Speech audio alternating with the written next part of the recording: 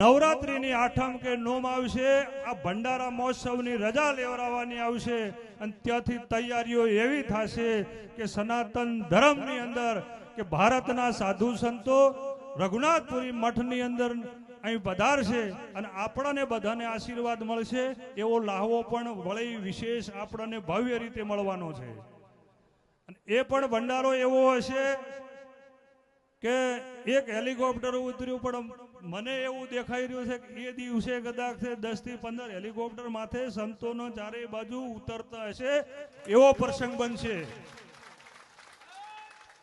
અને એવા સંતો આ જગ્યાએ પધારશે કે આ ભંડારા મહોત્સવ જે બનશે એ ભવ્ય ભંડારા મહોત્સવ બનશે।